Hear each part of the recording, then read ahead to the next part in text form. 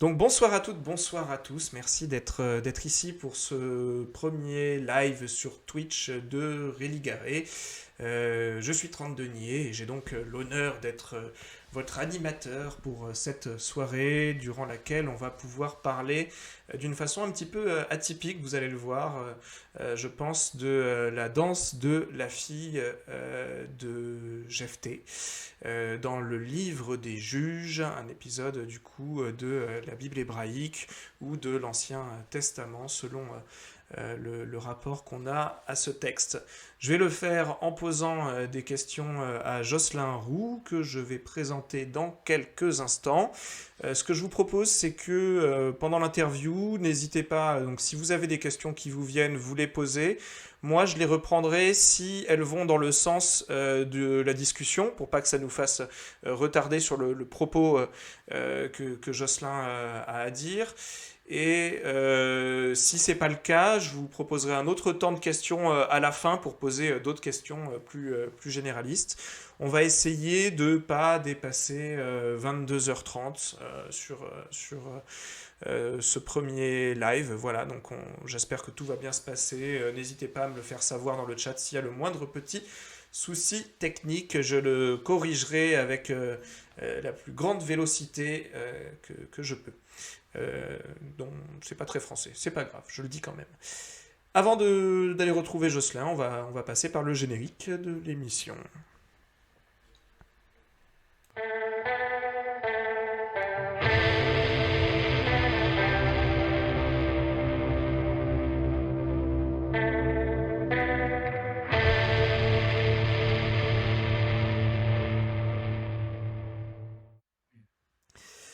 Jocelyn, merci d'être avec nous pour ce live aujourd'hui. Tu es maître de conférences et docteur en histoire et anthropologie religieuse. Tu travailles à l'Université catholique de l'Ouest, c'est ça, dans la faculté de théologie. Et tu es coordinateur de l'équipe de recherche La Bible et ses lectures. Avant d'en venir directement à la danse de la fille de Jephthé, à cet article que tu as écrit sur le sujet et développer un petit peu tes recherches sur ce thème, on va te présenter un petit peu ton parcours. Qu'est-ce qui t'a amené à te lancer dans des études ainsi en histoire et anthropologie religieuse? Comment ça t'est venu?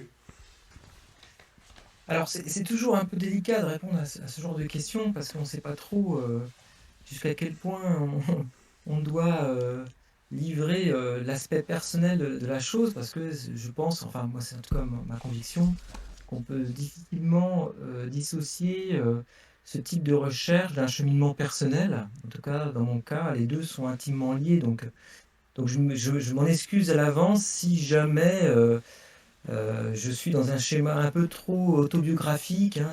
Si je raconte un peu trop ma vie, vous m'arrêtez, hein, je compte sur vous.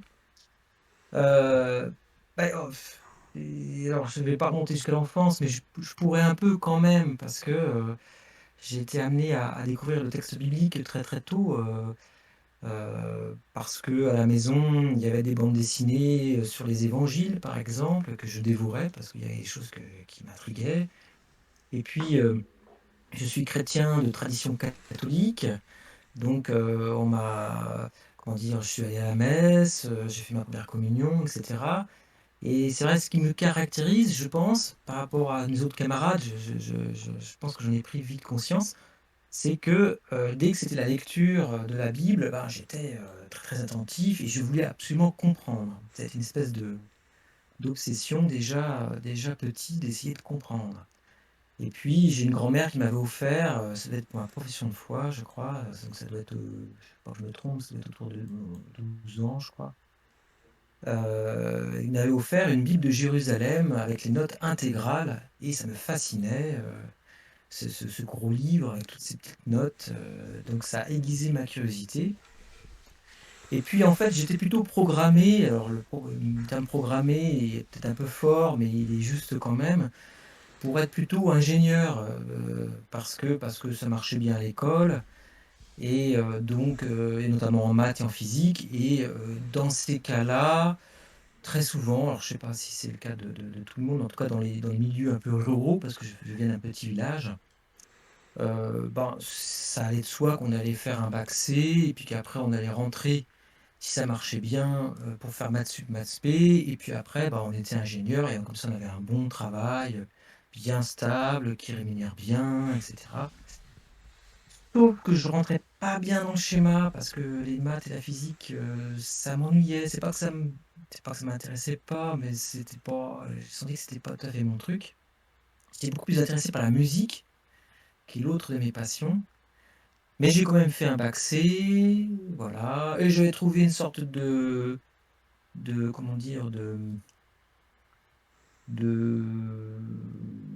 d'équilibre en essayant de devenir ingénieur du son. C'était à la fois l'ingénieur, donc ça faisait plaisir à tout le monde, et puis il y avait le son, et ça alimentait ma passion pour la musique et la composition notamment. Sauf que bah, ça fonctionne pas comme ça, et en fait, quand j'avais une vingtaine d'années, bon, les études de sciences, ça marchait pas extraordinaire, parce que j'avais pas la niaque ni la passion. Et puis en fait, j'ai redécouvert la foi suite à une maladie, un décès dans la famille. C'est un schéma un peu classique. Et donc, je me suis mis à lire la Bible du début jusqu'à la fin, de manière vraiment assidue, en reprenant la fameuse Bible de Jérusalem offerte par la grand-mère. Et donc, j'ai comme ça redécouvert ma foi, en fait, hein, approfondie. Et je me suis dit, bah, pourquoi pas devenir prêtre, parce qu'après tout, c'était un peu dans la logique de me dire: «Tiens, ça peut être une voie pour moi». Enfin, je n'étais pas sûr, mais au moins je voulais essayer en me disant: «Bah, pourquoi pas?» Chercheur, c'est un autre type de sacerdoce pour le coup. Le quoi? Pardon? Chercheur, c'est un autre type de sacerdoce pour le coup. Oui, oui, oui, tout à fait. Donc, alors en fait, ce qui s'est passé, c'est que pendant mes 2 ans de séminaire, bah, je me suis rendu compte que les ambiances, uniquement d'hommes, ne me faisaient pas du bien et ne me correspondaient pas. Donc déjà, de ce point de vue-là, c'était pas tout à fait, la bonne voie. Par contre, je me suis passionné parce que j'ai eu des profs passionnants pour la philosophie et pour la Bible, et pour les cours de Bible, d'études de la Bible, les cours de grec que je faisais déjà, j'avais déjà fait au collège-lycée, et les cours d'hébreu, ça m'a fasciné, ça m'a beaucoup intéressé. Et donc, au bout de 2 ans, quand j'ai vu que c'était vraiment pas ce que je cherchais, hein, j'ai gardé cette passion pour l'étude, en fait, hein. J'ai gardé de mon expérience au séminaire ce goût pour l'étude. Et j'étais un petit peu face à un choix. Soit je me lançais entièrement en musique, en sachant que c'était quand même très incertain, soit je me lançais dans les études de ce qui m'avait passionné, à savoir la philosophie et les textes bibliques. Alors j'avais les deux en fait. J'avais ma carte d'étudiant au conservatoire, et puis je m'étais inscrit en théologie en fait à Angers, théologie sciences religieuses. Puis finalement c'est ça qui Qui l'a l'a emporté. emporté. On reparlera de la musique tout à l'heure dans l'émission d'ailleurs. Donc Voilà. Mais, voilà. mais c'est vrai que je tiens les deux en même temps, et j'arrive pas et ça depuis l'âge Ouais. d'une vingtaine d'années, j'arrive pas à dissocier les deux. C'est-à-dire que quand je fais des recherches sur les textes bibliques, eh bien la musique me manque, j'ai envie de composer, et quand je compose, l'étude de la Bible me manque, il faut que je...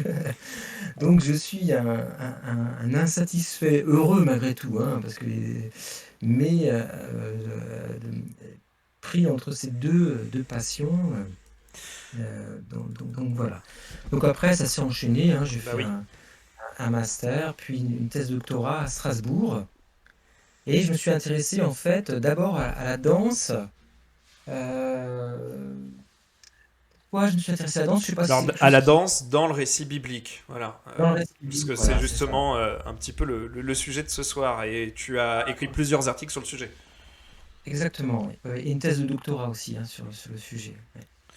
Donc je sais pas si c'est quelque chose qui vous intéresse, Bah, comment bien étudier des textes sur la danse dans la Bible, et pourquoi ce sujet et pas un autre. tu m'avais dit en tout cas au téléphone que ça avait été presque un petit peu un sujet de moquerie au départ.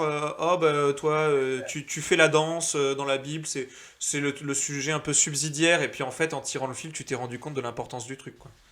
Ouais, voilà, c'est ça. C'est-à-dire que, en fait, là aussi, c'est tout part d'une expérience personnelle. C'est pour ça que moi, j'arrive pas à dissocier. mon travail de chercheur, d'un travail personnel, hein, d'une démarche personnelle, d'une expérience spirituelle, hein, personnelle. Euh, En fait, j'avais ressenti dans la méditation, dans la prière, beaucoup de tension, en fait, beaucoup de tension, parce que c'est peut être source d'angoisse, hein, de rester seul à prier, voilà. Et un jour, en fait, quelque chose a craqué, et je me suis mis à danser en priant. Et je me suis dit, ah, là, il y a quelque chose, là, il y a quelque chose. Et je me suis dit, mais est-ce qu'il en est question dans la Bible? Pourquoi est-ce que ça me parle? Pourquoi ça fait sens pour moi? Pourquoi je le sens comme une sorte de libération? Est-ce que c'est étranger à ce que dit la Bible ou pas?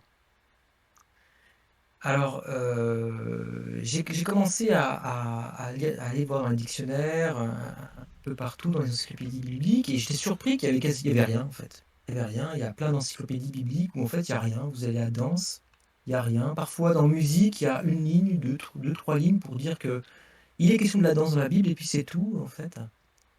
Et je trouvais ça curieux et j'étais alors en quatrième année, ce qu'on appelait la maîtrise à l'époque, ça n'existe plus, c'était l'année après la licence. Il fallait un sujet, on faisait un mémoire à l'époque.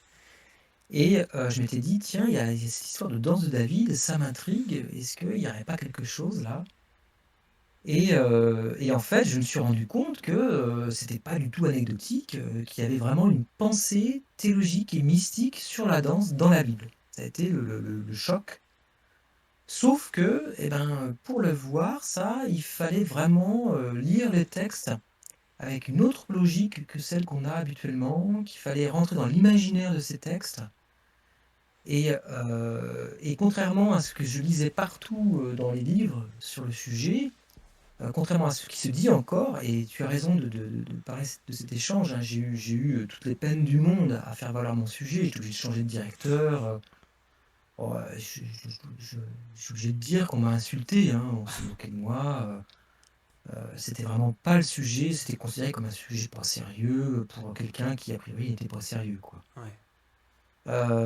Donc j'ai eu vraiment beaucoup de problèmes, hein. Même ma thèse a été mise en danger par toute une série de soi-disant grandes pompes qui ne le sont pas d'ailleurs, hein, qui étaient persuadés que mon sujet c'était du flan, que la danse était quelque chose de secondaire. Alors les femmes qui dansent, n'en parlons pas, c'était 2 fois plus secondaire, hein. Alors déjà que la danse, c'est très très très très très secondaire. Alors des femmes qui dansent, alors là c'est le secondaire plus quoi. Non, là on peut clairement dire que tu as été face à une forme de vision un peu trop patriarcale des textes qui t'a. Voilà, on t'a jugé à l'aune de ça, en fait. C'est ça que tu Oui, veux tout à dire? fait. Ouais. Puis en fait, je me suis rendu compte, ça c'est devenu toute la première partie, enfin une longue introduction de ma thèse. Je me suis rendu compte qu'en fait, ce mépris pour la danse, et en particulier pour les femmes qui dansent, c'était quelque chose de très ancré dans la culture occidentale, en fait, hein. Que c'est pas nouveau, parce que derrière la danse des femmes, il y a l'idée de sorcière, hein, qui va danser au sabbat, hein, et ça c'est extrêmement fort pour plein de raisons, hein, et très ancré depuis la Renaissance. Et ça n'a fait que s'amplifier, à tel point que dans les églises chrétiennes d'Occident, on a évacué les danses, alors qu'elles faisaient partie, hein, de la vie des communautés chrétiennes, comme des communautés juives, hein, pendant des siècles, hein. Jusqu'à la Renaissance, on dansait dans les églises, ça faisait les moines, les moniales dansaient dans les chœurs des églises. Et au cours de la Renaissance, pour plein de raisons que je ne peux pas développer ici, parce que ça ferait une séance Ça entière, nous hein. emmènerait trop loin par rapport au sujet de la danse, justement. Il faudrait plusieurs heures, hein, pour expliquer ces raisons-là, parce que parfois il y a des raisons étonnantes, hein. Alors, on va faire comprendre aux gens qui nous suivent, qui nous écoutent, qui nous regardent, pourquoi la danse, finalement, elle a une importance dans le récit biblique et typiquement la danse des femmes, à travers cette étude de cas de la danse de la fille de Jephthé dont on va parler. On a une question dans le chat qui nous vient d'Hypotis qui demande si d'un point de vue spirituel, la danse semble-t-elle un accomplissement ou un exutoire. Alors, je te propose de continuer à l'écouter puisque à travers ce cas, en tout cas de la danse de la fille de Jephthé, tu pourras, je pense, comprendre un petit peu la portée qu'elle représente dans le texte dans le texte biblique. Jocelyn, juste avant d'en venir justement à cette danse précise-là, on va parler un petit peu de ta méthode et de ce que tu étudies précisément. Et on va le Ouais. faire de façon à rendre ça un peu compréhensible aussi pour celles et ceux qui connaissent peut-être pas ce que c'est. Toi, alors je le dis de façon brute et puis on va expliquer ensuite, tu travailles sur le Codex de Leningrad qui est la plus ancienne version du texte massorétique. Alors c'est vrai que moi j'avais écrit ça dans un premier temps dans la description du live de ce soir et on m'a fait remarquer, dis donc, 30 deniers pour quelqu'un qui prétend ne pas être, qui prétend faire de la vulgarisation, c'est pas très vulgarisé comme propos, et c'est vrai. Alors du coup, ce qu'on peut dire pour expliquer tout ça, c'est que bon bah la Bible, c'est un texte qui remonte à assez loin. Alors selon les Juifs, ça aurait été la première partie aurait été donnée par Dieu au mont Sinaï entre 1200 et 1300 avant Jésus-Christ. Selon les travaux historiques, la Bible, en revanche, elle aurait été compilée entre le 8e et le 2e siècle avant Jésus-Christ. Tu me dis si je me trompe. À la base, ça devait être en proto-araméen, les premières traces de la Bible. Qu'est-ce que tu peux en dire sur la langue dans laquelle c'était écrite? Alors, les questions historiques, là aussi, elles nous emmèneraient vraiment très très loin, parce qu'en plus, il y a différentes hypothèses en présence. Euh, là où il y a un élément de consensus, c'est sur l'importance de l'époque perse et Ouais. le début de l'époque grecque. Alors, ça veut dire quoi? Ça veut dire que, pour l'essentiel, les textes tels qu'on les connaît, ils sont édités à peu près tels qu'on les connaît, pas avant le 5e siècle avant notre ère, et plutôt même au 4e siècle, voire au début du 3e siècle avant notre ère. Vous voyez? Ça, c'est pour. Alors, effectivement, il y a eu des formes auparavant, hein, il y a eu sans doute eu des documents, il y a eu probablement toute une série de processus d'écriture, mais là, on rentre dans des hypothèses très très complexes, des théories très très complexes, qui sont pas, dont certaines ne sont justement pas certaines. Ouais, ouais. Alors moi, effectivement, j'ai une position qui est effectivement très originale. J'ai pas cherché à être original, j'ai d'abord cherché à être un scientifique. Et en scientifique, moi, j'aime les choses sûres. Donc j'évite au maximum les lieux qui restent hypothétiques. Ça ne veut pas dire que je Hmm. refuse les hypothèses, évidemment, hein, parce que c'est une façon d'avancer. Mais j'essaye toujours de me travailler sur les terrains les plus sûrs, les plus solides. Et alors je vais utiliser un gros mot, hein, qui va peut-être en effrayer certains. En fait, je raisonne en phénoménologue. Alors c'est un nom un peu complexe qui peut faire peur, mais en fait c'est très simple ce qu'il y a derrière. C'est-à-dire que je mets avant toute chose dans la démarche scientifique la priorité au phénomène, c'est-à-dire ce qui apparaît, ce qui se manifeste concrètement, réellement, indépendamment le plus possible de théories qui fonctionnent de manière spéculative sur des idées. Voilà, un peu, je résume vraiment beaucoup, mais ça peut vous donner un peu la direction dans laquelle je travaille. Et dans cette optique, en fait, je ne fais pas du tout ce que font la plupart des chercheurs dans mon domaine, qui ont tendance à toujours rechercher, plus ou moins consciemment d'ailleurs, hein, ce que serait le texte biblique originel. Hein. Ils aimeraient bien Hmm. savoir ce qu'était la Bible hébraïque, la Bible donc écrite en hébreu, au tout début. Hein. Alors on échafaude toute une série de théories plus ou moins complexes pour essayer de reconstituer ce texte des origines. Moi, en tant que scientifique et phénoménologue, je mets entre parenthèses ces questions d'origine, ça m'intéresse pas. J'ai pas envie de fantasmer, ou même de manière très savante, hein, une origine ou un texte qui serait originel. Je... Ma quête de l'origine, là, ma formulation sur l'origine, c'était pas tant pour te demander le rapport que tu avais avec ces textes premiers, c'était juste pour resituer comment les massorettes arrivent par rapport à ces textes antérieurs de la Bible, en fait. Alors justement, j'y viens, Ouais. c'est-à-dire que euh, contrairement donc à cette démarche, qui est la démarche la plus courante, consiste à essayer, à travers les différents manuscrits, de remonter à la source, notamment en utilisant les manuscrits de Qumran, en utilisant la traduction grecque des Septante, en essayant de remonter à ce qui aurait été un texte hébreu plus ancien que celui dont on dispose. Par toute une série de techniques, ils essaient de reconstituer un texte originel, entre guillemets. Moi, je ne procède pas du tout de cette façon-là. Je procède de manière finalement plus modeste.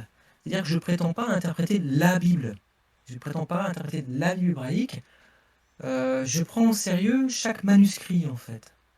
Et c'est là qu'intervient le fameux codex de Léningrad, qui est en fait pas le codex le plus ancien, pas le manuscrit de la Bible hébraïque le plus ancien, mais le plus ancien et complet. Et donc le mot important D'accord. ici, c'est... Ouais, ouais. Et j'ajouterais qu'il a un avantage sur tous les autres manuscrits, y compris les manuscrits de Qumran, c'est qu'il a une traçabilité. Alors vous savez, on fait toujours plus confiance. Alors c'est vrai pour les poulets, hein, les poulets de chaland.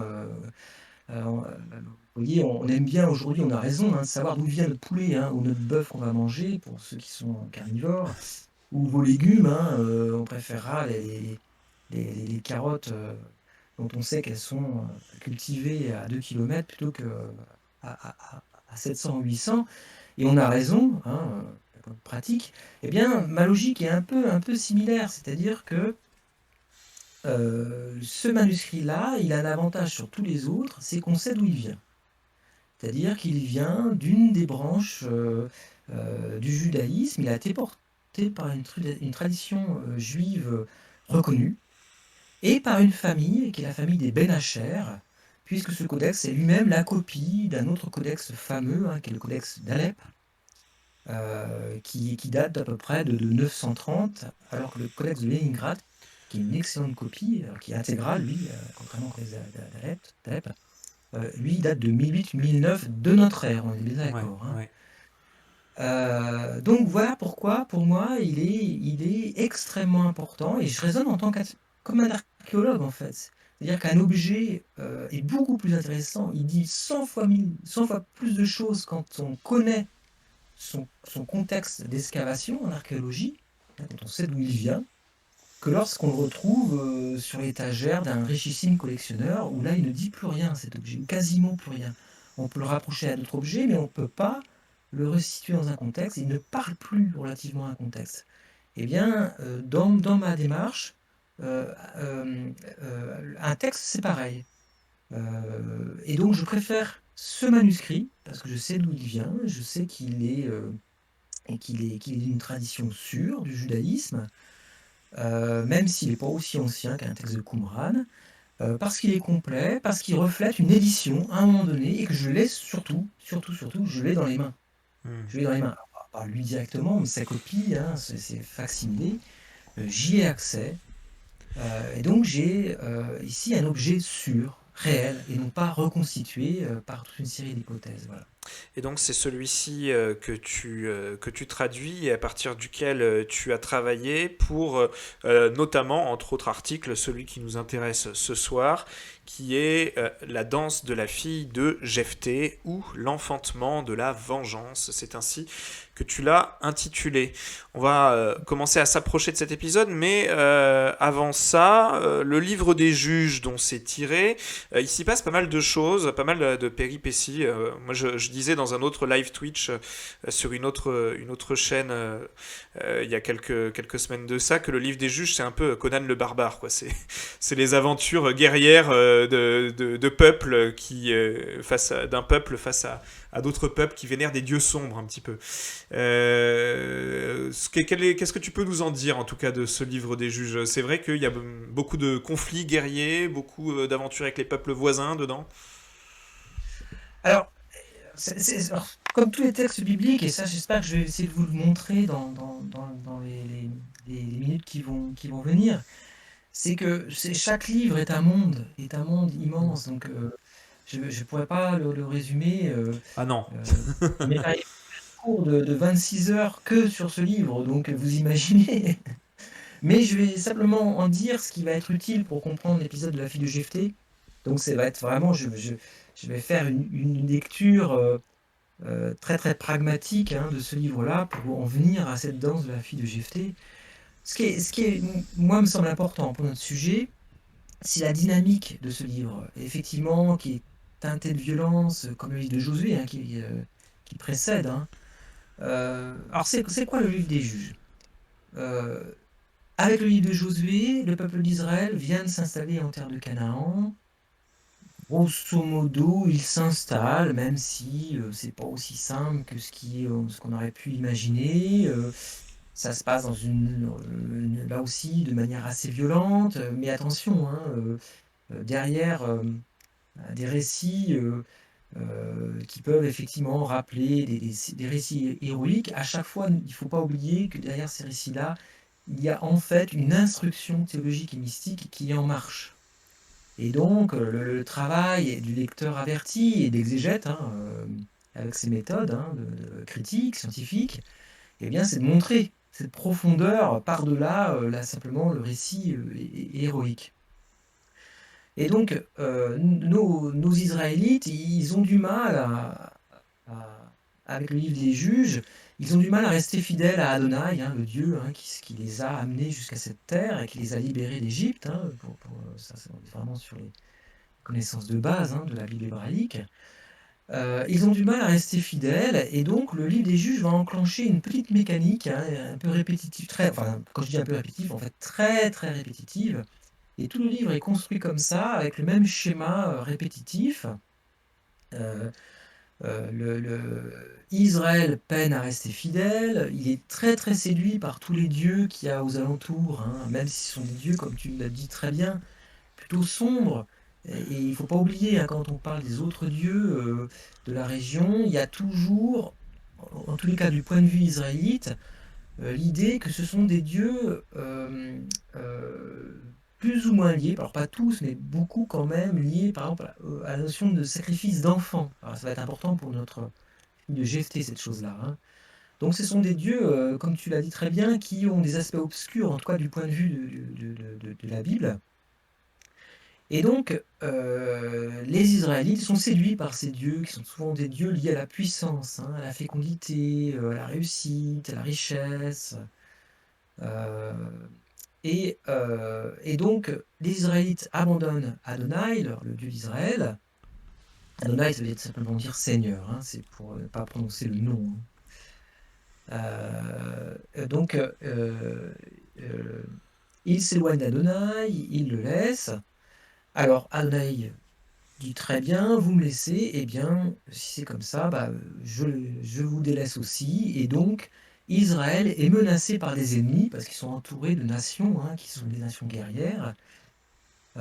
Comme ça a été à l'époque de toute façon. Hein. Et donc ils sont menacés, ils sont attaqués, et ils sont malheureux, et ils se mettent à crier, ils appellent à l'aide Adonai, et Adonai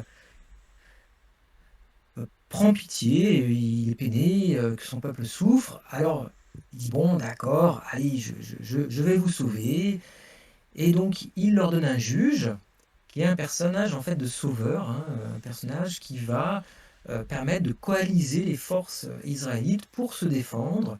Et en fait, Israël connaît la paix pendant la vie de ce juge. Et puis, le juge meurt. Et d'après vous, qu'est-ce qui se passe? Eh bien, c'est rebelote. Le petit cercle repart. Israël est infidèle à Adonai. Les ennemis les attaquent. Ils se mettent à crier. Donc Israël se met à crier, à supplier Adonai. Adonai. Oh, il dit, oh bon, je peux pas laisser mon peuple. Donc il envoie un nouveau juge et ainsi de suite. Et on aura comme ça, avec cette même petite mécanique cyclique, hein, une douzaine de juges qui vont structurer l'ensemble du livre des juges. Donc voilà pour le premier niveau de compréhension Ouais. de ce livre, euh, cette petite mécanique hein, va se répéter tout au long du livre, hein, de Jephthé juge. étant un de ces juges, on va y revenir. Ce qui est assez intéressant, c'est le deuxième niveau de lecture justement dont tu vas pouvoir nous parler maintenant, dont je t'ai déjà entendu parler, qui est de voir comment, en fonction de ces va-et-vient de peuples qui se tournent vers Adonai, puis qui se détournent, puis qui revient vers Adonai, puis qui se détourne à nouveau, etc., en fonction de ce va-et-vient permanent, il y a quelque chose qui évolue dans le texte du livre des juges, c'est la place du féminin. Est-ce que tu peux nous en dire quelques mots, s'il te plaît, du coup, maintenant? Alors ça, c'est extrêmement important. C'est des choses qui sont assez récentes. On le doit notamment à quelques chercheurs anglophones et puis dans le monde francophone, il y a quelqu'un comme Corinne Lanoir qui a bien montré ça. C'est qu'en fait, à côté de ce retour cyclique, hein, de la catastrophe, de la plainte et puis du salut, etc., en fait, il y a aussi, on va dire que le livre des juges, il fonctionne comme ça fonctionne tout droit, ça se maintient, grosso modo, puis d'un seul coup, hop, on arrive à une pente glissante, c'est-à-dire que les relations entre Adonai, entre Dieu et son peuple, vont aller en se dégradant de plus en plus. Et plus cette relation à Adonai se dégrade, et plus en fait le peuple rentre dans des logiques de violence. Et plus le statut des femmes, la condition des femmes se dégrade. Et ça, c'est extrêmement intéressant.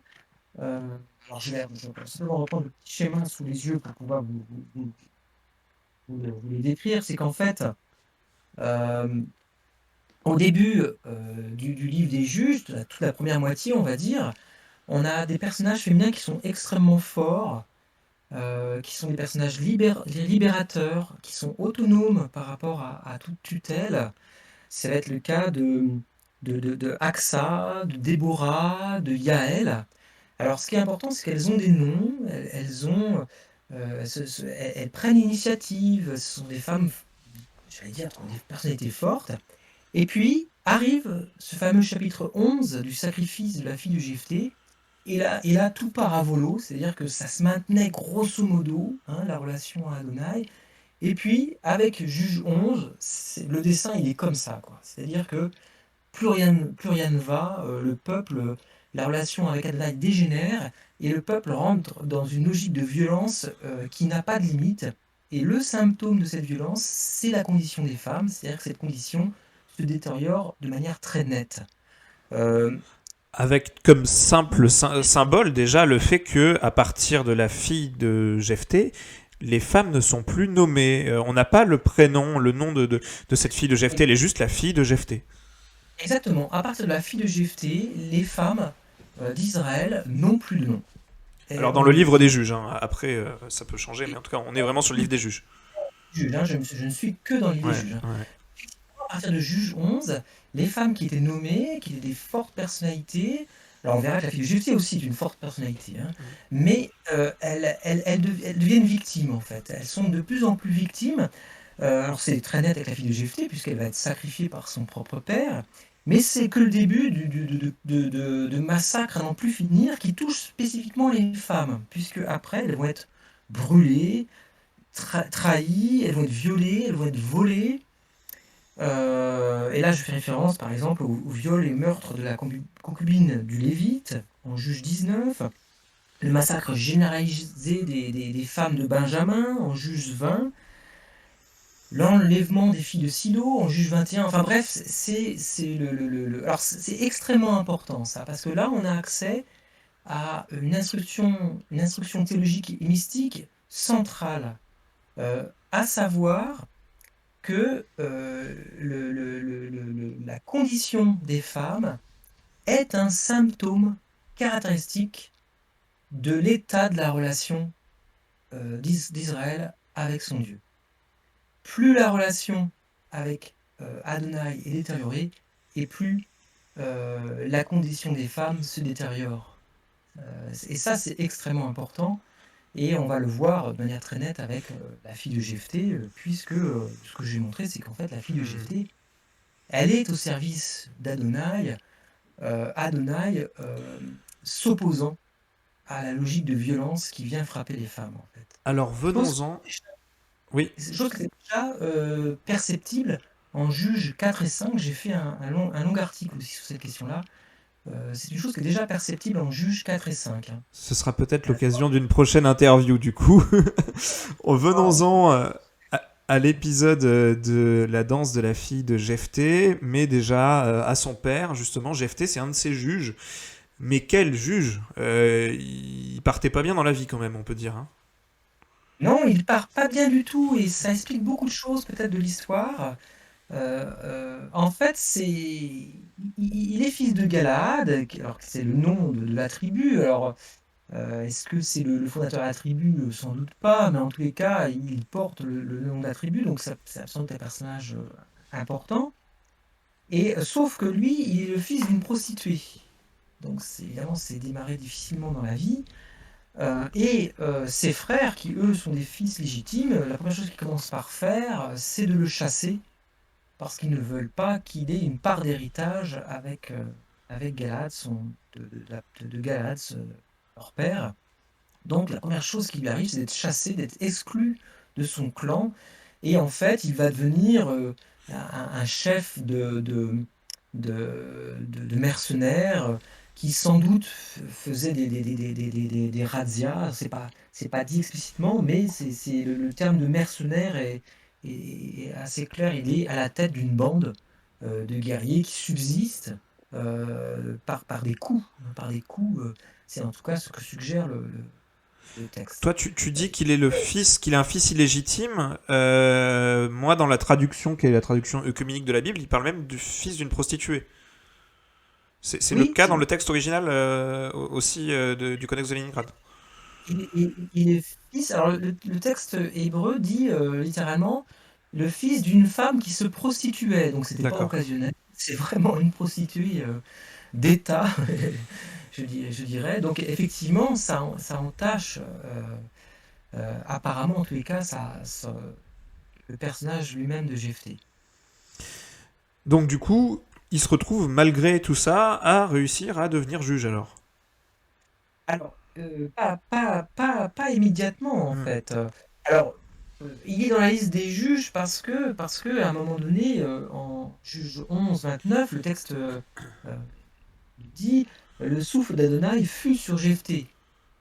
Et de fait, il va libérer Israël de la menace des fils d'Amon, puisqu'on est exactement dans le schéma que je décrivais tout à l'heure, hein, qui nous est donné en juge 10, le chapitre qui est juste avant, où on nous dit que à nouveau, hein, Israël a abandonné Adonai et que du coup, ils sont menacés. Et la menace cette fois-ci, ce sont essentiellement les fils d'Amon.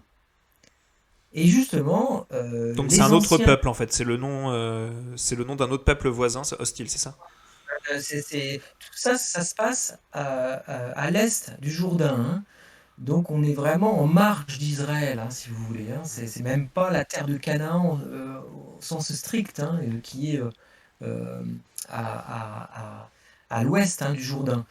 Donc déjà, il est issu d'un clan en marge, si vous voulez. Et en plus, lui, il est encore plus marginal parce qu'il est un fils illégitime, enfin, le fils d'une prostituée.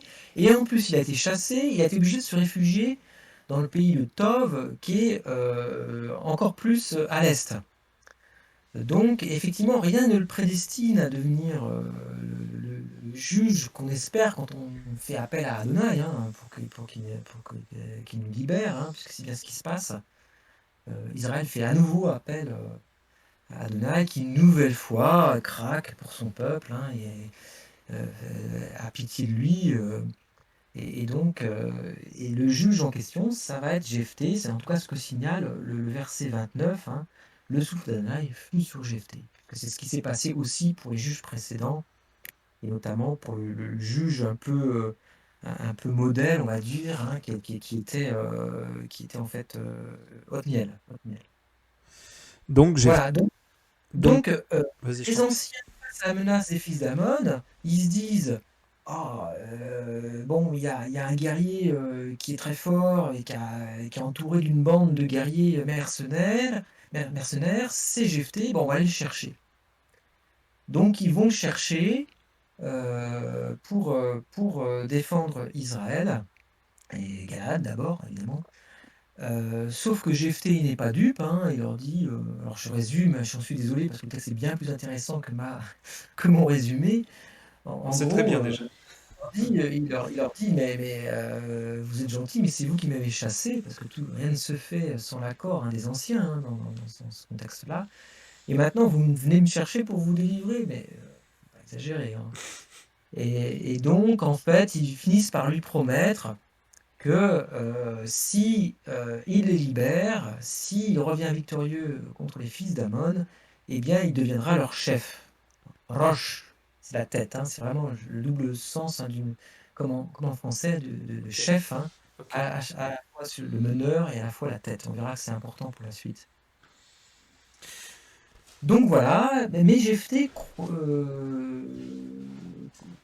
voilà, revient donc hein, pour combattre. Et c'est là qu'intervient notre épisode. Je ne sais pas si je le résume tout de suite ou Eh si ben, tu oui, veux. oui, oui, oui, on va pouvoir en parler. Il fait un vœu, en fait, avant de partir au combat, et c'est surtout pour ce vœu qu'il est célèbre. Euh, Oui, tout à fait. Puisque il dit que si il revient triomphant des fils d'Amon, il offrira la première personne qui viendra à sa rencontre quand il reviendra chez lui, il l'offrira en holocauste à Adonai. Alors moi, ce passage-là, comment il le formule dans ma Bible. Voilà, si vraiment tu me livres les fils d'Amon, quiconque sortira des portes de ma maison, à ma rencontre quand je reviendrai sain et sauf de chez les fils d'Amon, celui-là appartiendra au Seigneur et je l'offrirai en holocauste. Et donc ça, voilà, c'est la traduction œcuménique de la Bible. Est-ce que toi, ça te semble une bonne traduction? Oui, moi j'en fais une traduction très très différente, Ouais.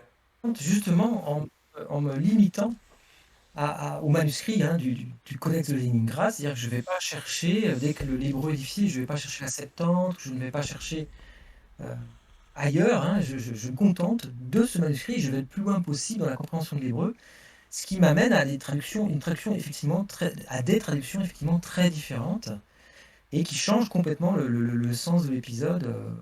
C'est ce qu'on va voir maintenant. Ouais, ouais, ouais. Puisque du coup, quand il rentre chez lui, c'est sa fille qu'il sort en dansant et c'est lui qu'il va être amené à devoir sacrifier en holocauste à son Seigneur. Or, bah, dans le judaïsme, les sacrifices humains sont proscrits. Donc déjà là, il y a un paradoxe qui est en train de se passer.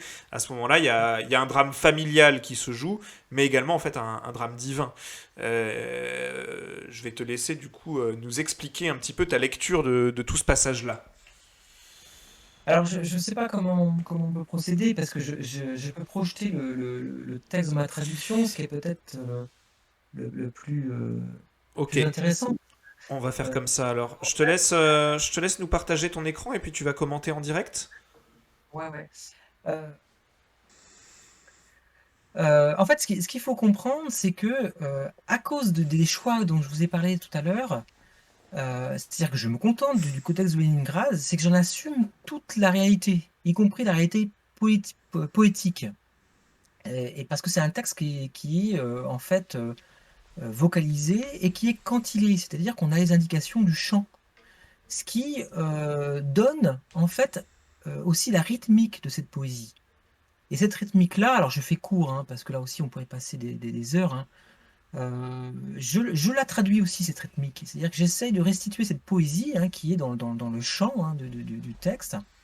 On a des signes musicaux en fait hein, dans le manuscrit. Je le restitue à travers des espaces. Je ne sais pas si vous voyez ces espaces que je suis en train de bouger ma souris. Je ne sais pas si vous voyez. Il y a des retours à la ligne, il y a Ouais, des blancs. ouais. Ça, c'est pour restituer cette rythmique, cette poésie de la Bible hébraïque telle qu'on y a accès à travers ce codex de Leningrad. Et du coup, ça change complètement la traduction. Le problème qu'on a avec les traductions comme celle de la Tob, c'est que c'est un peu comme si de Donc la l'Apollinaire. traduction œcuménique de la Bible que j'ai lue tout à l'heure, parce que c'est que l'acronyme TOB ne parle pas forcément Oui, la à tout Tob, le monde. c'est la traduction canonique de la Bible, ou les grandes traductions que vous avez entre les mains, c'est un peu comme si les calligrammes d'Apollinaire, je ne sais pas si vous voyez ce que c'est que les calligrammes d'Apollinaire, hein, c'est des poèmes qui sont en forme de colombe ou en forme de fontaine, des choses comme ça, où le poème lui-même dessine quelque chose, vous voyez, et Ouais. représente quelque chose graphiquement. C'est comme si on transformait ces poèmes d'Apollinaire en mettant des points, des virgules et en les mettant Tout à plat. les lignes les unes après les autres, vous voyez. On est face au même problème avec la Bible hébraïque et à la suite de quelques-uns, donc quelqu'un qui s'appelle Henri Méchonic, je ne sais pas si c'est quelqu'un que vous connaissez. Moi, je préfère, à la suite de Henri Méchonic, restituer cette rythmique, cette poésie de la Bible hébraïque, parce que c'est comme ça que le texte parle avec sa polysémie, tu me comprends? C'est-à-dire qu'il y a certaines expressions qui peuvent être entendues de plusieurs façons. Et c'est là que se construit le sens. Et le problème des traductions qu'on a souvent sous les yeux, c'est qu'elles écrasent la polysémie. C'est-à-dire qu'elles veulent qu'un sens, un unique sens. Hmm. Ce que mais pas évidemment les points, les virgules, et puis un français courant, si vous voulez. Donc moi, je ne fais pas du français courant, j'essaye au maximum, alors je dis pas que je réussis tout le temps, hein, mais j'essaie au maximum de restituer cette poésie hébraïque. Et du coup, ça modifie assez considérablement tel ou tel verset. Alors là où c'est le plus net, je vais peut-être commencer par ça. Euh, euh, Par exemple, Je ça, compare, moi, je regarde en même temps dans par ma exemple, au Bible pour pouvoir verset comparer. 34, vous voyez, je traduis, Jephthé arrive à Mitzpé, vers sa maison, voici sa fille qui sort à sa rencontre, au son du tambour et avec les mouvements de la danse de l'enfantement. Alors, danse de l'enfantement, voilà quelque chose qui est de l'ordre de mes découvertes, parce que, alors c'est lié à ma thèse, hein, j'ai montré qu'elle vient pas vers son père en sortant de la maison avec n'importe quelle danse.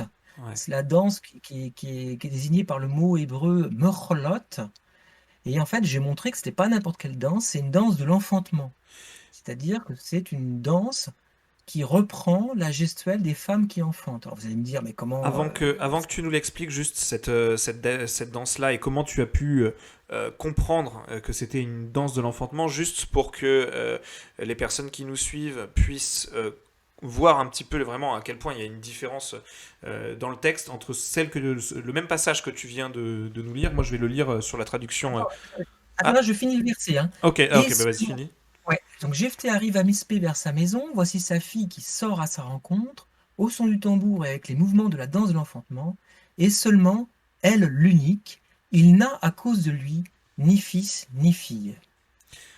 Et bah de mon côté, ça donne tandis que Jephthé revenait faire sa maison à Mispé, Mispa, il y a marqué moi d'ailleurs, voici que sa fille sortit à sa rencontre, dansant et jouant du tambourin. Elle était son unique enfant, il n'avait en dehors d'elle ni fille, ni fils, ni fille.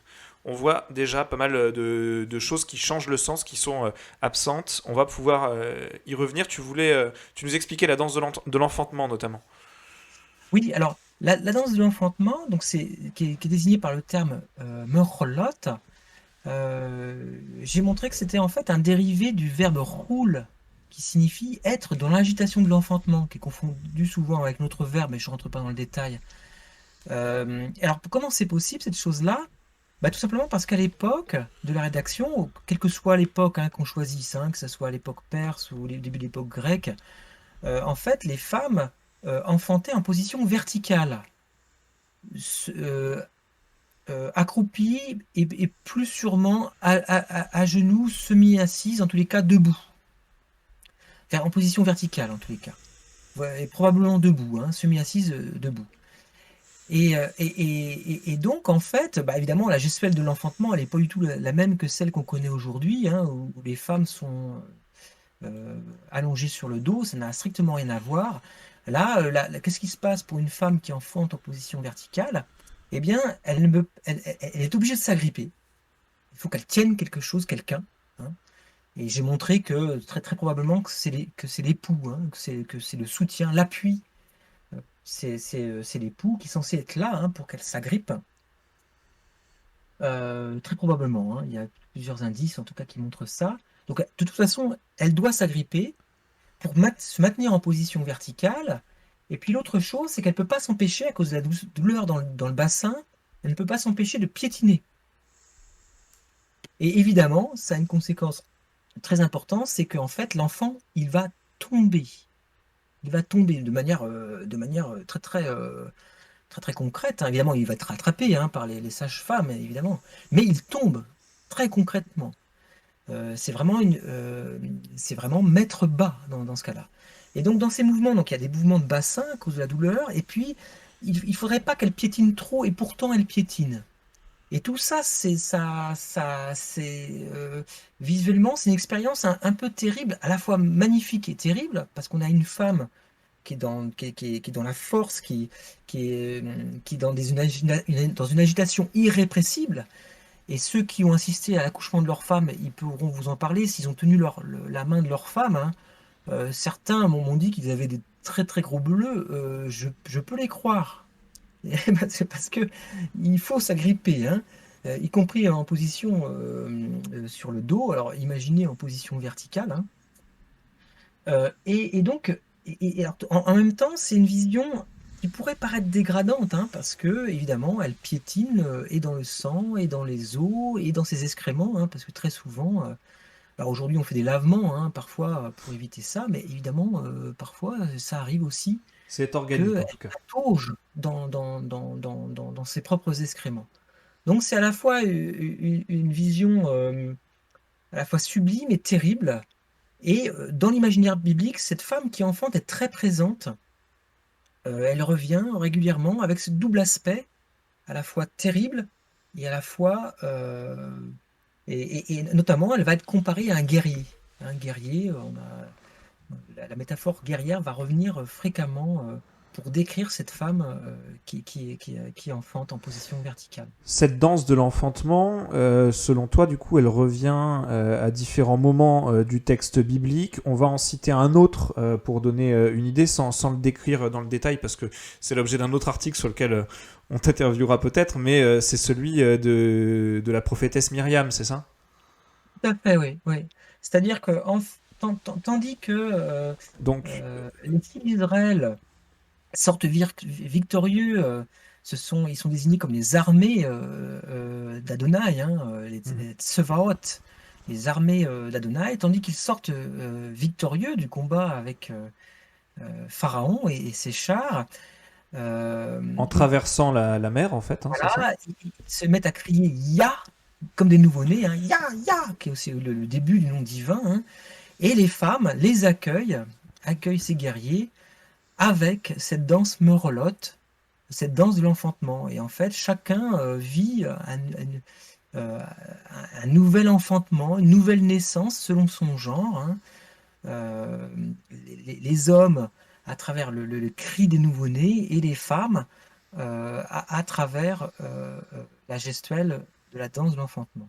C'est Donc, une danse, en fait, une danse de travail au sens le plus littéral du mot, hein. mais qu'on comprenne bien, là par exemple, Jephthé, elle n'est pas en train d'accoucher véritablement, c'est une danse rituelle qui évoque l'enfantement en fait dont tu parles, c'est ça? Exactement. Voilà. Ouais, exactement. C'est-à-dire que c'est. Alors, on connaît ça, hein, dans nos sociétés parce que, par exemple, en Bretagne, il y a une danse qui s'appelle la matelote. Et d'après vous, qu'est-ce que fait la matelote? C'est Et quoi? Quel geste elle va reprendre, la matelote? un mouvement chaloupé, je suppose, du bateau, non? Non, non, non, Non? c'est même plus. C'est vraiment une danse de travail, Ah là oui, aussi. pareil aussi, d'accord, ok. En fait, c'est une danse qui va reprendre les gestes des marins, des Ok. matelots. Et donc, au cours de la danse, eh bien, les danseurs vont tirer les cordes, ils vont faire toute une série de gestes qui sont les gestes caractéristiques des Mhm. matelots. Et en fait, là, c'est la même chose. Ces femmes reprennent euh, sous un mode non douloureux, hein, sous un mode festif, pour accueillir les guerriers victorieux. Elles reprennent les gestes qui évoquent cet enfantement fait euh, verticalement. Alors, on peut supposer, parce qu'elles tiennent le tambour, hein, on peut supposer qu'en fait, justement, elles sont agrippées au tambour, c'est ce qui rappelle l'agrippement, et puis elles font des mouvements de bassin qui vont rappeler ce mouvement d'enfantement, et puis très probablement des piétinements, puisque c'est vraiment ce que ne peut pas s'empêcher de faire une femme qui enfante en Mhm. position verticale. Alors, C'est irrépressible. Sauf que là, c'est libre, c'est sous une forme joyeuse et non pas douloureuse. donc cette fille de Jephthé, elle sort seule là. Et c'est pas anodin. Donc il y a aucune ambiguïté possible sur est-ce que c'est bien elle qui est sortie que je vais devoir sacrifier ou pas. Elle sort Oui, seule et c'est pas anodin parce que c'est pas une danse qu'on fait seule normalement. Tu l'expliques. exactement. En fait, ce qui se passe, c'est que ce que j'ai montré dans mon article, hein, et dans mes travaux, c'est qu'en fait, cette danse de la fille de Jephthé, on ne la comprend pas si on ne connaît pas ce qu'on appelle une scène type, c'est-à-dire une scène qui revient tout le temps, hein, une scène modèle, si vous voulez, hein, de ces guerriers qui reviennent victorieux et de ces femmes qui les accueillent en sortant, avec le tambour et avec les mouvements de la danse de l'enfantement. C'est une scène qu'on retrouvera, qui va être reprise plusieurs fois dans le texte biblique. C'est un peu, pour vous donner un exemple, c'est un peu comme dans les feuilletons américains, la scène de demande au mariage au restaurant. On a tous ça en tête. Monsieur mange avec madame, monsieur a préparé dans sa poche une petite boîte avec une bague de mariage, et il attend le dessert, c'est quand même le moment opportun. Arrive le dessert, il sort la petite boîte et il fait sa demande en mariage à madame. Et là, ce schéma-là, je pense que vous l'avez tous vu au moins dans un ou deux films ou dans des feuilletons plus ou moins différents. Mais ce qui est intéressant, ça c'est un fait universel, hein. Alors ça a été très bien étudié aussi dans la littérature homérique. Et c'est une chose qu'on retrouve aussi dans la Bible, hein. C'est ce qu'on appelle des scènes types. Alors évidemment, ce qui est intéressant, ce sont les variantes. Par exemple, monsieur ouvre la boîte, madame pleure, elle est tellement émue, les gens dans la salle se mettent à applaudir, dans les bons feuilletons américains qui cherchent à vous faire pleurer, vous trouverez ça. Mais il peut y avoir aussi des variantes comiques. Monsieur prend la boîte dans sa poche, il ouvre la boîte, la bague n'est plus là, elle a disparu. Ou alors, madame dit non, vous voyez? Et donc, évidemment, la variante, là, elle prend un autre cours, elle prend une autre direction. Et évidemment, ce qui est intéressant dans ces scènes types, ce sont les variantes. Et justement, avec la danse de la fille du Jephté, nous avons affaire à une variante de cette scène type. Donc, je redonne les éléments principaux, hein. On la retrouve par exemple quand David revient victorieux contre les Philistins et qu'il a tué le géant Goliath. Je pense que tout le monde connaît cet épisode, hein. David et Saül reviennent et les femmes d'Israël sortent de toutes les villes, nous dit le texte. On est dans le premier livre de Samuel, et elles accueillent les guerriers victorieux avec le tambour et au son du tambour et avec les mouvements de la danse de l'enfantement. On retrouve cette même danse. Ça va? Ah Vous oui, suivez? on suit très bien, c'est passionnant. Et donc là, la variante, c'est le fait que, ben, justement, c'est pas toutes les femmes de toutes les villes, il y a que elle qui sort, quoi. Exactement. Et c'est là qu'en fait, il y a plusieurs éléments de variation qui sont très très importants pour comprendre cet épisode. On retrouve le guerrier victorieux, c'est Jephté, puisqu'il revient victorieux, il a remporté la victoire contre les fils d'Amon, pardon. Et sauf que, évidemment, il y a un élément de variation extrêmement important, c'est que ce n'est pas toutes les femmes qui sortent à sa rencontre, mais une seule. Et le texte va insister sur le fait qu'elle est bien toute seule. C'est le fameux verset 34 qu'on vient de lire. Ouais. Et dans le texte hébreu, dans le texte massorétique, justement, la poésie de l'hébreu va insister sur le fait qu'elle est vraiment toute seule. Regardez bien, c'est ce qu'on appelle le deuxième hémistiche, c'est ici. Voilà. Et seulement, elle, l'unique. Donc, il y a déjà seulement, donc on a compris qu'il y a seulement elle. Et en plus, on dit qu'elle est unique. Alors, il va y avoir un jeu de mots sur ce mot unique, parce qu'il signifie qu'à la fois elle est toute seule à sortir, et puis le mot va signifier aussi que c'est une fille unique. Ouais.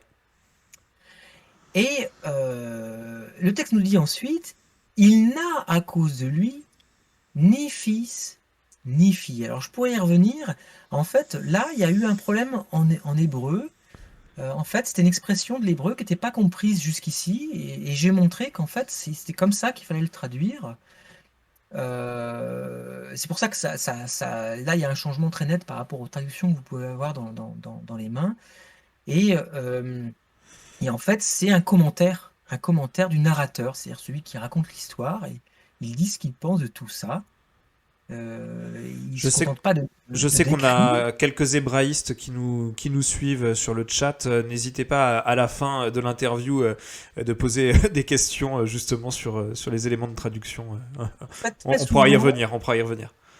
ouais. Ouais. Voilà. Donc premier changement par rapport à la scène type, c'est ça, c'est qu'elle est toute seule. Deuxième changement majeur, c'est qu'elle n'est pas une femme. Ouais. Ce n'est pas une femme, d'un point de vue sociologique, elle n'a pas ce statut-là. Le texte est tout à fait clair sur ce point. Alors, c'est ce qu'on appelle une betulla, c'est-à-dire c'est une jeune fille qui est encore sous la tutelle de son père, qui est censée être préservée dans la maison de son père et qui n'a donc pas rejoint la maison d'un mari pour s'unir donc à un mari. Mais ce n'est plus une Donc, enfant néanmoins, non elle plus. n'est plus un enfant, non, non. Voilà. Elle est pubère, c'est une jeune fille pubère, mais qui est encore sous la tutelle de son père et qui est censée avoir été protégée. C'est-à-dire que normalement, elle doit être vierge. Donc elle peut pas Alors, faire de danse de l'enfantement si, enfin, voilà, dans ce statut exactement. social, Donc, quoi. elle n'est pas censée faire cette danse parce que dans toutes les autres occurrences, excepté Exode 32, mais je pourrais y revenir parce que ça s'explique très bien, parce que justement, la danse est complètement tordue. On ne sait pas trop qui la danse, et ça, c'est un problème, parce que si c'est les hommes qui la dansent, c'est un peu embêtant. Mais je pourrais y revenir. Mais là aussi, hein, il faudrait passer 2-3 heures, hein, ne serait-ce que sur Ouais, Exode 32. ouais. Euh, mais ce qui nous intéresse ici, c'est que ce n'est pas une femme. Elle n'est pas une Isha. Et ce sont les Nashim, hein, les Nashim qui dansent cette danse de l'enfantement, et pour cause, parce que elles sont concernées par l'enfantement, elles ont déjà, pour la plupart, eu à enfanter, et donc c'est une danse qui leur est réservée, et ça, c'est d'un point de vue sociologique, c'est évidemment, et anthropologique, c'est très intéressant. Alors, comment on sait que c'est une Betula? Alors, on sait par ailleurs que les Betoulas, elles avaient des ornements, alors on ne sait pas trop lesquels. Il y a des vêtements spécifiques qui permettaient de les reconnaître, si vous voulez, hein. Alors, quoi comme ornement, c'est très difficile à préciser, mais des questions, hein, dans le livre de Jérémie, si je me souviens bien, d'ornements qui les concernent. Alors, on sait que c'est une Betula, ne serait-ce que déjà par le nom fille de Jephthé, elle est sous la tutelle de Jephthé, sinon on aurait dit femme de. Et puis surtout, à la fin, le texte est tout à fait clair, hein, euh, au verset 37, elle dit à son père: que soit accompli pour moi tout cela, libère-moi 2 mois, et je marcherai, je descendrai sur les montagnes, je vais pleurer sur ma jeunesse. Alors en fait, sur ma jeunesse, je l'ai traduit comme ça, mais justement, c'est le terme betulot, qui est un dérivé, hein, de betula, dont j'ai parlé tout à l'heure. Je vais pleurer sur mon état de jeune fille protégée encore chez son père, hein, si je devais expliquer, vous voyez? Donc, c'est tout à fait clair. Et puis, on en a la confirmation au verset 39. Mais elle n'avait pas connu d'homme, hein.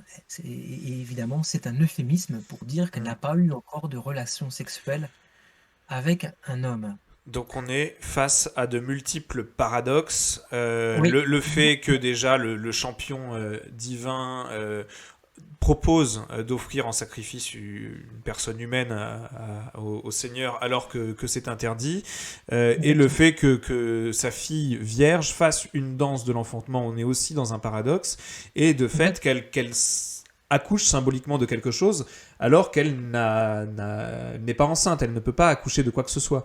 Exactement. Donc tout le Exactement. propos de ton article, c'est de montrer de quoi elle va accoucher en fait. Exactement. C'est-à-dire qu'en fait, ça rejoint une autre scène type.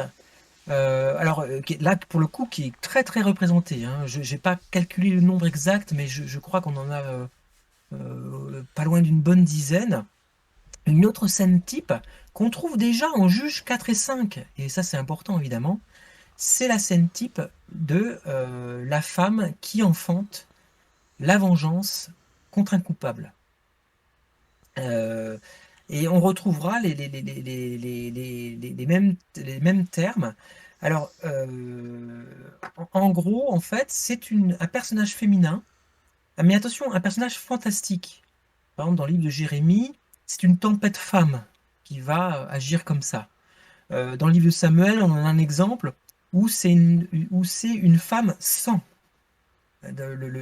C'est-à-dire que c'est un peu gore, si vous voulez, mais c'est très très fort. C'est-à-dire que c'est le sang de quelqu'un qui a été victime d'un crime qui est personnifié en une femme et qui va apporter, euh, La en fait, qui vengeance. va enfanter la vengeance en atteignant un coupable à la tête. Et là, ce qui est intéressant, c'est que c'est justement au moment où Jephthé devient tête, il devient chef, que sa fille se dirige vers lui avec la danse de l'enfantement, et sa réaction est extrêmement importante, et je propose qu'on la lise dans Ouais. ma traduction de Kazex de Leningrad. Alors, quand il la voit, il déchire ses vêtements, c'est le verset 35, il dit « Ah ma fille, tu m'as mise à genoux, tu m'as mise à genoux, mais toi tu as été parmi ceux qui m'apportent le malheur, mais moi j'ai ouvert ma bouche vers Adonai, et je ne peux pas revenir en arrière. » Alors, ce qui est très intéressant, c'est ce que va répondre aussi sa fille. Alors, je propose qu'on le lise parce que c'est une autre différence par rapport aux traductions que vous pouvez avoir sous les yeux. Hein. C'est le verset 36. On Elle lui t'écoute. dit « Mon père, tu as ouvert ta bouche vers Adonai, accomplis pour moi ce qui est sorti de ta bouche, après ce qu'a accompli pour toi, à Adonai des vengeances contre tes ennemis, contre les fils d'Ammon. » C'est extrêmement important parce que, d'une part, Jephthé se déclare terrassé, donc il a été mis bas, hein, d'un point de vue purement concret, par cette danse de l'enfantement, d'où la formule « tu m'as mis à genoux, tu m'as mis à genoux ». Il est à terre, hein, on dirait en français, dans une image plus courante. Et sa fille répond en rappelant quelque chose que précisément Adonai est Adonai des vengeances. Ce qui n'apparaît pas du tout, pour le coup, dans la traduction que moi j'ai. Hein. C'est mon père, tu as trop parlé devant le Seigneur. Traite-moi selon la parole sortie de ta bouche, puisque le Seigneur a tiré vengeance de tes ennemis, les fils d'Ammon. Point. Voilà. Exactement. En fait, le titre n'est pas vu parce que, en fait, ils tiennent pas compte de l'accentuation massorétique, ce que moi je fais. Et en fait, le dévengeance, je vais faire un petit dessin pour que vous compreniez. Le dévengeance, pour la plupart des traducteurs, il est relié à le verbe asa, pour ceux qui font de l'hébreu, à accompli. Ouais. Alors qu'en fait, j'ai montré qu'on est sur un état construit, tout ce qu'il y a de plus classique, avec c'est bien un titre. Le dévengeance, il n'est pas relié à accompli, mais il est relié au nom qui précède. Et c'est un titre qu'on retrouve ailleurs sous la forme, là c'est Adonai Nekamot, Adonai des vengeances, titre qu'on retrouve ailleurs hein, dans la Bible, même si c'est rare, mais on le retrouve, sous la forme El Nekamot, c'est-à-dire Dieu des vengeances, El étant un autre nom, hein, un autre titre divin. Donc vous voyez que c'est très important, elle n'a fait que danser, et pourtant, elle a réussi à mettre bas son père, qui est à terre, et lui répondant, elle lui rappelle que Adonai est précisément Adonai des vengeances. Et donc toi, l'interprétation que tu en livres, c'est que loin d'être un simple personnage anecdotique et secondaire qui apparaît comme ça et puis qui est sacrifié en holocauste et dont on ne parlera plus après dans la Bible, c'est qu'à cet instant précis, la fille de Jephthé est bien plus que son père, en fait, l'instrument de Dieu, l'instrument de la vengeance, et donc elle accouche de la vengeance divine.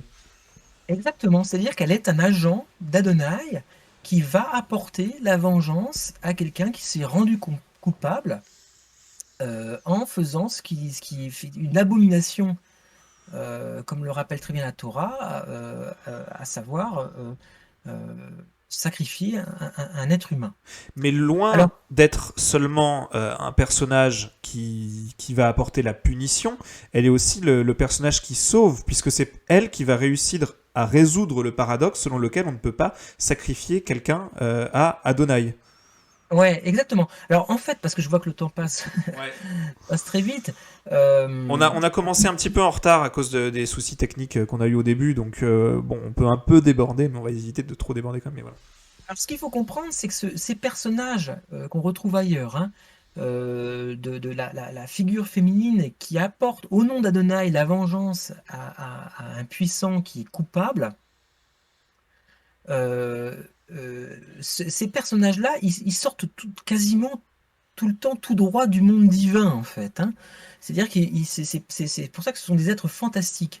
Or, c'est exactement ce qui se passe ici, puisque, en fait, on a une jeune fille vierge qui va enfanter la chute de son propre père, ce qui évidemment elle a transgressé, et puis elle va être nimbée, j'aime bien ce terme-là, c'est le terme le plus juste que j'ai trouvé, elle va être nimbée de ce que j'appelle une aura théophanique, c'est-à-dire que à travers son action, c'est quelque chose du monde divin et de Dieu lui-même qui se manifeste.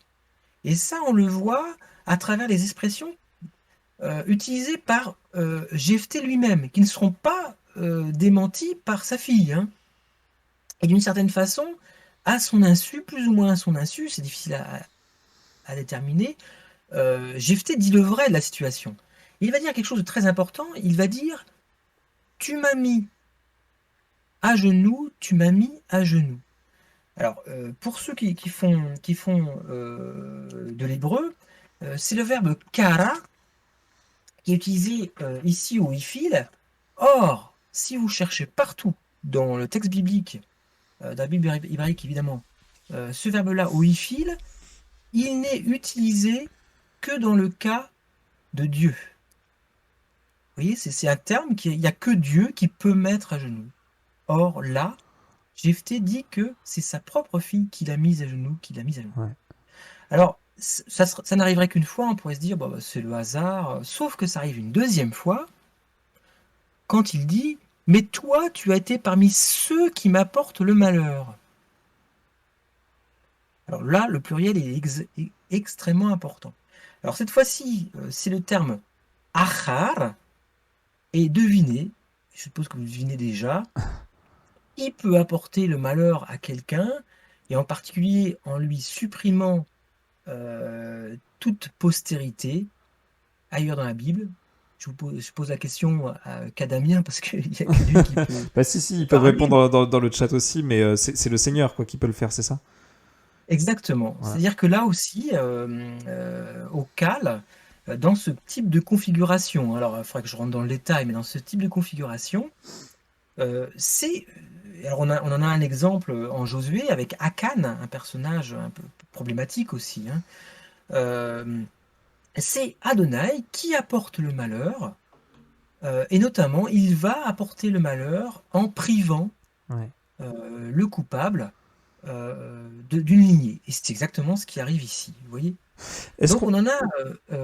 alors ce qui est intéressant, alors pour le dire autrement, ce qu'est en train de dire Jephthé, il le dit à la fois de sa fille, mais il pourrait tout aussi bien le dire directement à Adonai. Je le relis, hein. Ouais. Ça, il pourrait très bien le dire directement à Adonai.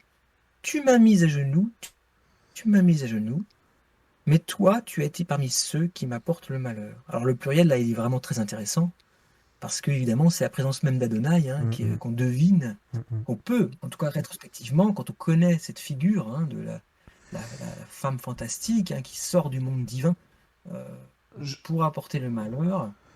Par rapport, c'est vrai, à cette heure qui tourne, je voudrais qu'on descende un petit peu dans le texte pour aller vers la résolution de ça et la résolution de ce paradoxe que j'évoquais. C'est-à-dire que la fille de Jephthé, en lui disant d'accomplir ce qu'il doit faire, elle ne dit pas qu'il doit la sacrifier en holocauste au Seigneur, mais qu'il doit faire l'holocauste pour elle. C'est ça, et c'est ainsi qu'elle résout ce paradoxe, c'est-à-dire qu'il va pas la sacrifier au Seigneur, il va la tuer pour elle-même en fait. Alors là, il faut quelques explications, parce que sinon ceux qui connaissent l'épisode, ils vont se dire mais qu'est-ce qu'il raconte, qu'est-ce qu'il raconte, qu'est-ce qu'il raconte. En fait, c'est un texte absolument génial. J'espère vraiment que vous avez quitté ce petit fan de l'épisode de la danse de la fille de Jephthé. En ayant en tête que ce sont des textes absolument géniaux, et c'est là que vraiment que je pense on le voit, c'est que en fait la fille de Jephthé, elle va profiter d'une certaine forme d'incompétence langagière de son père pour le sauver d'une certaine manière. Alors, comment ça? Alors, je vais expliquer. En fait, il faut revenir à la formulation du vœu de Jephthé. Plus haut. Et en arrière. Voilà ce qu'il dit. On est au verset 30. J'espère que vous voyez ce que j'entoure là.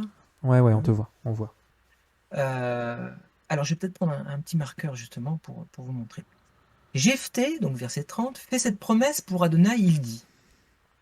Alors, Jephthé, il est fantastique, hein, parce qu'en fait, il a des choses à prouver. N'oubliez pas, hein, c'est le fils d'une prostituée. Hein.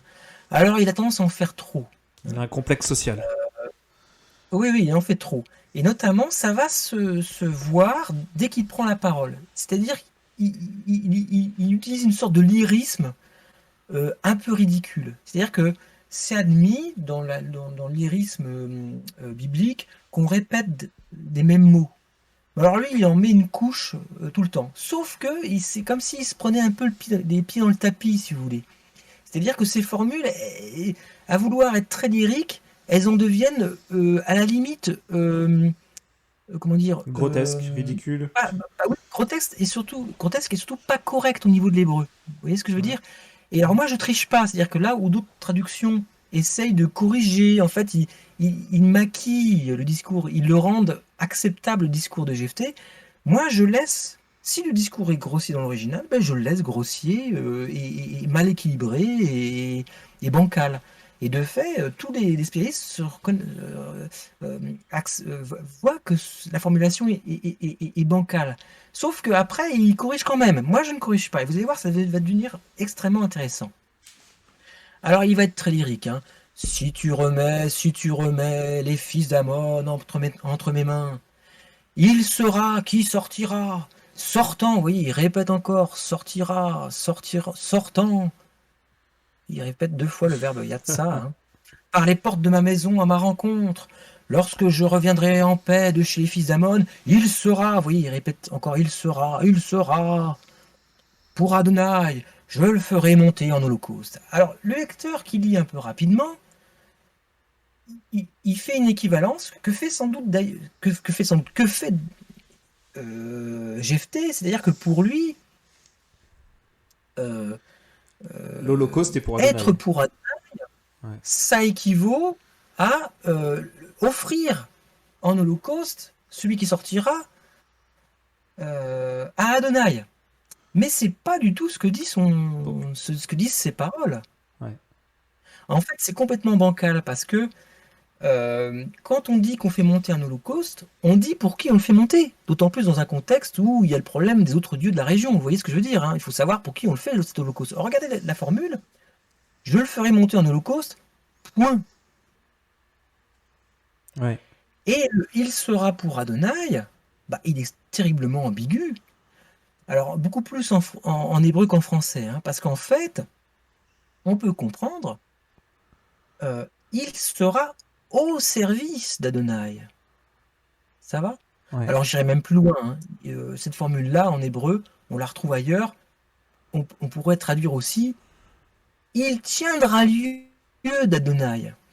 Je le ferai monter en holocauste. » Alors, justement, parce que Jephthé s'est pris les pieds dans le tapis, hein, en jouant les poètes lyriques, si vous voulez. Hein, sa fille va utiliser ça.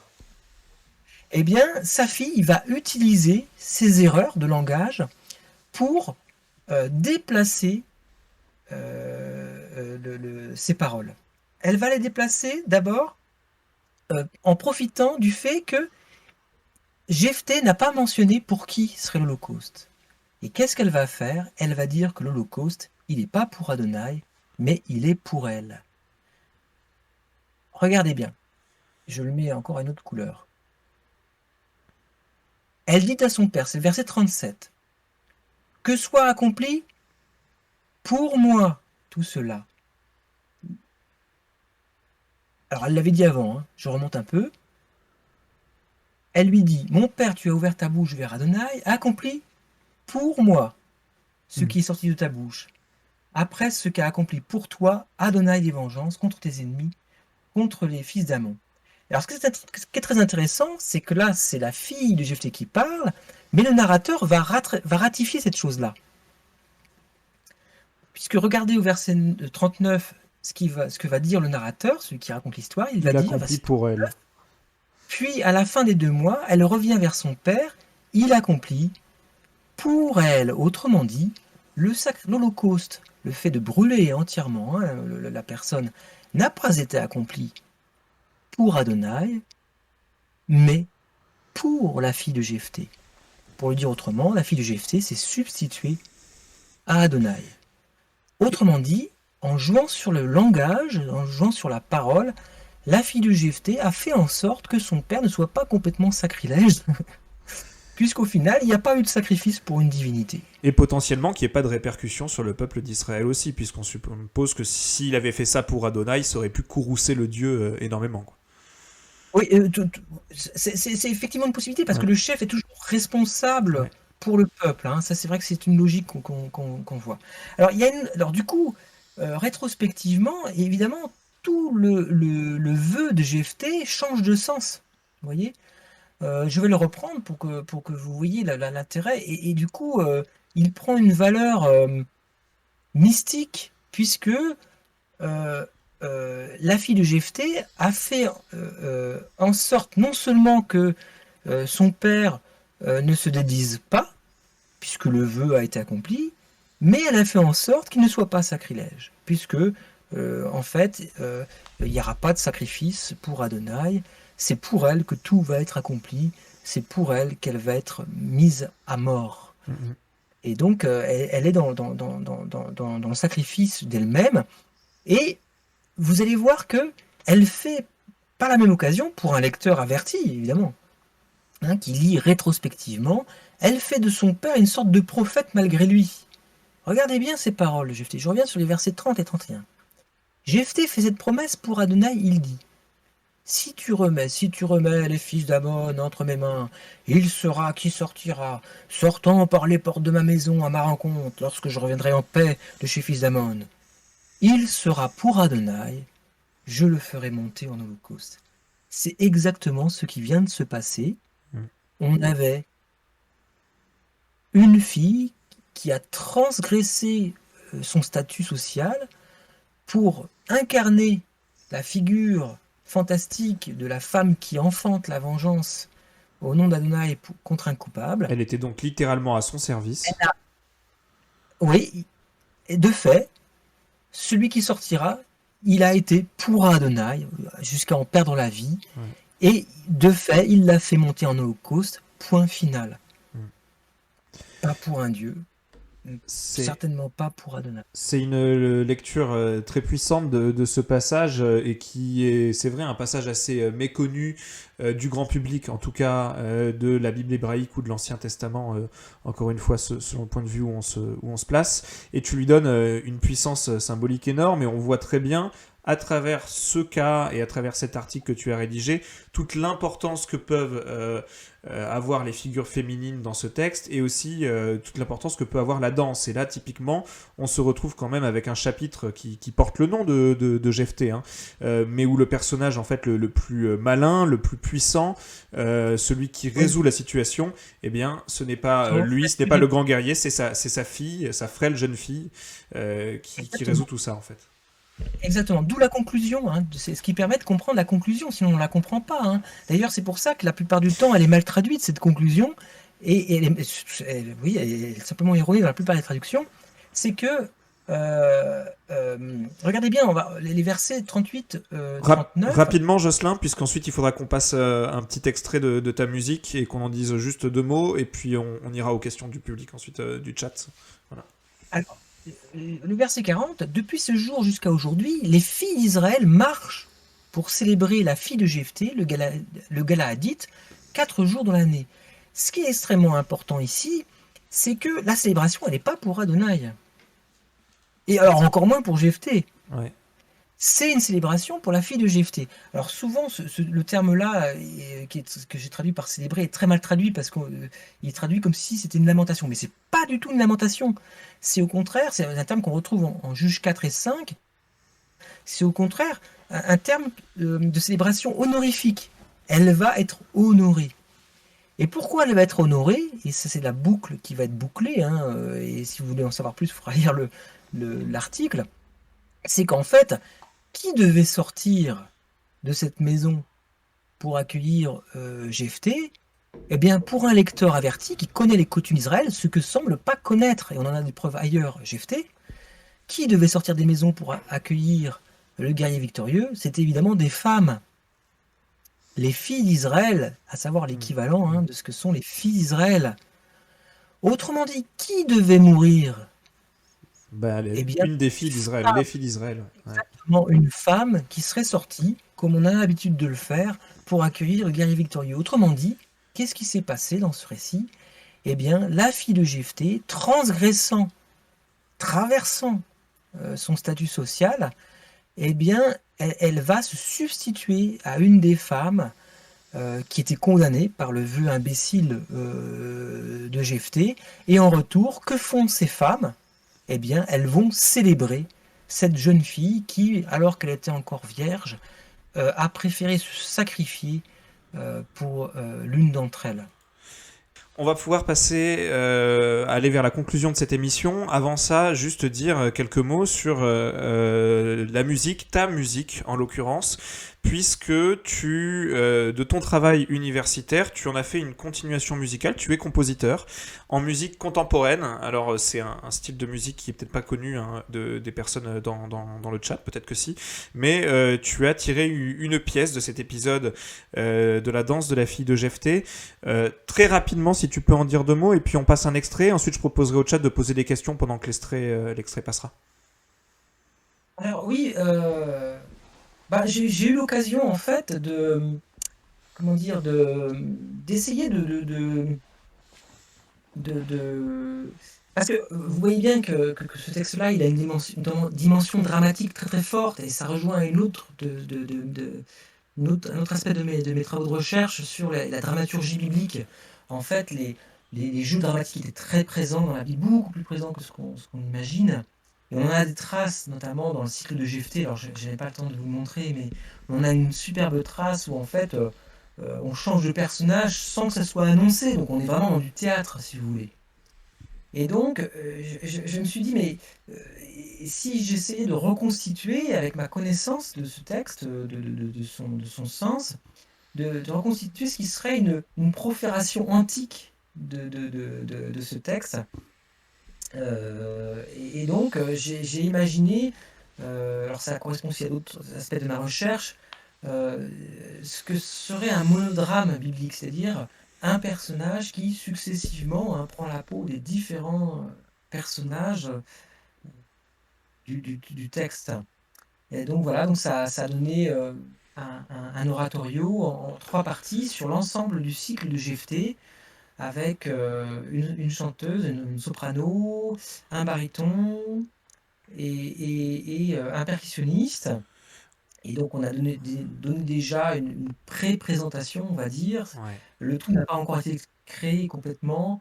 La deuxième partie, oui, donc c'est ce qu'on va voir maintenant. On peut dire que c'est de la danse-théâtre, c'est-à-dire que du théâtre musical. Excuse-moi, je me suis trompé de terme. C'est-à-dire qu'on est à mi-chemin entre eh bien le travail qu'on peut avoir orchestral, quoi, et puis surtout quelque chose d'assez chorégraphié, avec une gestuelle, avec des rôles, avec des dialogues, etc., quoi. On est un peu sur ce format-là de théâtre musical, quoi. C'est ça que le langage contemporain, la composition contemporaine est une alliée fantastique pour essayer de réinventer ce qu'aurait été une performance Ouais. antique. Eh ben, on va regarder un extrait tout de suite de ton travail autour de la danse de la fille de Jephthé, de ton travail en musique donc. Et le Chan, pendant ce temps-là, n'hésitez pas à poser vos questions à Jocelyn Roux sur ce qu'il vient de nous expliquer, sur la danse, sur la fille de Jephthé, sur les figures féminines, sur les traductions en hébreu peut-être. Voilà, on revient vers vous tout de suite.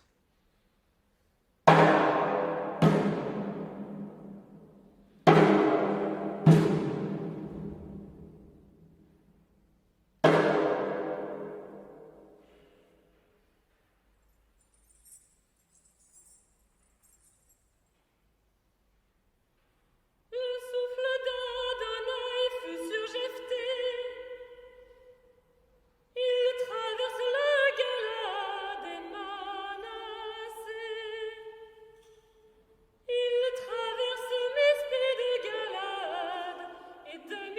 de Galade, il a traversé, fils d'Ammon.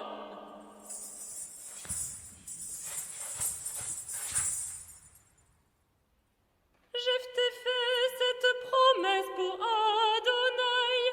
Il dit: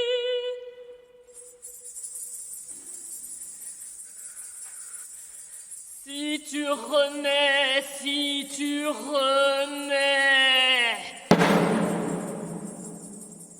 les fils d'Ammon entre mes mains,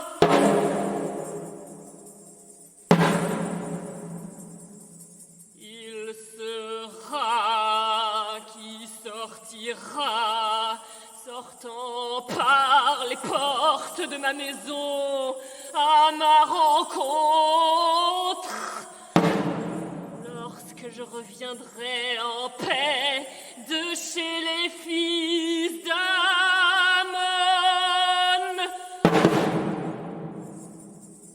il sera pour Adonai.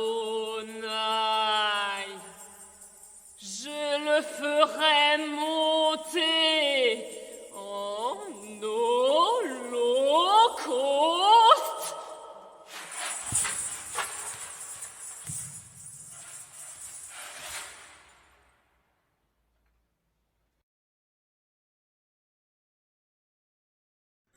Hop, nous revoilà pour cet extrait donc qu'on a passé de ton oratorio, de ta pièce de théâtre musical, on pourrait même dire plutôt. On a eu une question dans le chat de Alix de Macao. Je suis pas sûr que tu puisses y apporter une réponse pour le coup, mais qu'aurait pu être le nom de la fille de Jephthé? Ah, et elle dit bravo pour la musique. Et oui, on dit bravo pour la musique aussi. Ben non, justement, ce qui est intéressant, c'est que non, justement, elle, elle est à ce tournant où les femmes sont réduites au silence. Mais sa dernière parole, et ce qui est intéressant, c'est que la dernière parole déterminante des femmes est une parole extrêmement forte, comme j'ai essayé de vous le montrer.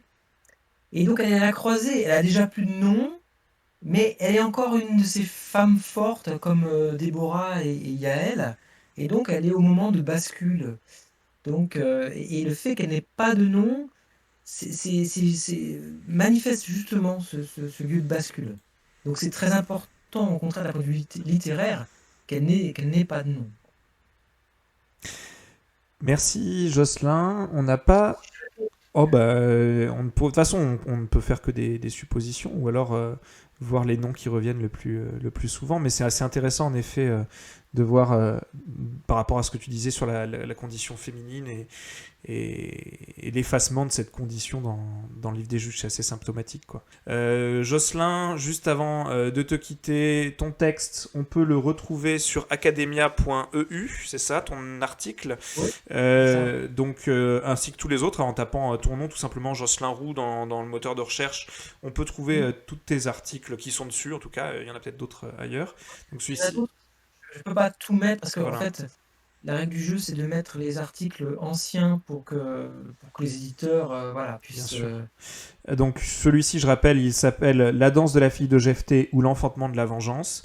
Et dernier mot également avant de te quitter pour dire qu'il y a un livre à paraître ce mois-ci, normalement, si tout va bien, que tu as dirigé. Juste donner les références si on voudra aller voir ton travail aussi, et puis de quoi il va parler celui-là.